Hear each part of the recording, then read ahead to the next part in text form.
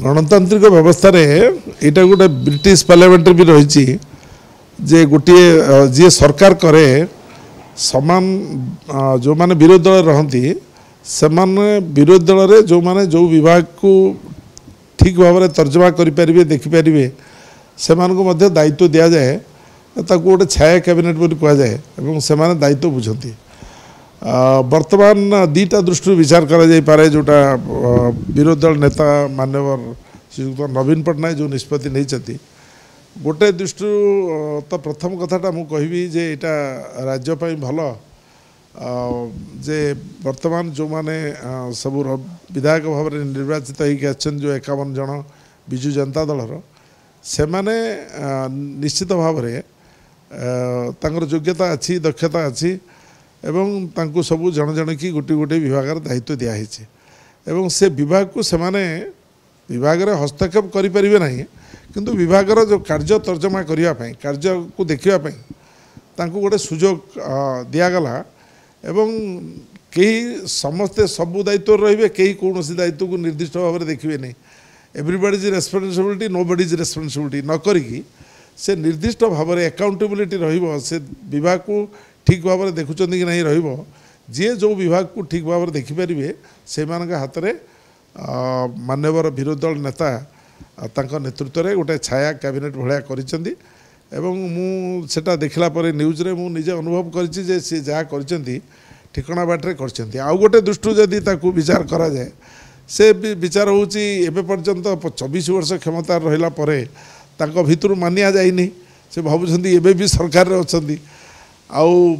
तापरे एमान को जो मान को दायित्व देइछंती से माने जतबे दायित्व रे रहिबे से माने दायित्व रही किछि जिंस को तर्जमा करिवे बुझिबे एई व्यवस्थाटा जतबे हबो सेतबे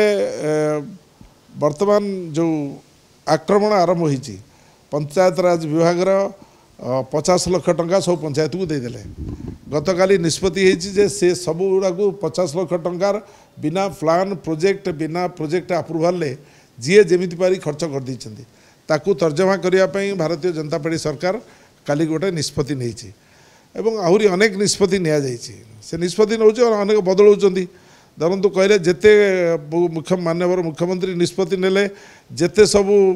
अनाबादी पड़िया जिते गोचर जहाँ सब रही जे दखल कर सब बाहर कर दिज्व आज पुणी आज मीडिया रे आसी जे ना जो माने 4 डिसिमिल जगार घर कर सेटू विच्छेद करा बाहर करा से माने रहिबे अवश्य सरकार गोटे चिंता करके विचार करके निष्पत्ति नवा उचित तेणु ये जो परिस्थिति होची ताकू निर्दिष्ट भाव में से प्रक्रिया को निर्दिष्ट भाव में देखापी नवीन बाबू गोटे दायित्व देइछंती एवं अपर पक्षरे ये विरोधी दल भूमिका केबे करना ये जो करुले से विरोधी दल किसी जना पड़ नाला बहुत अतीत माननीय विजु पट्टनायक जो विरोधी दल नेता थिले एवं जितेबाला विरोधी दल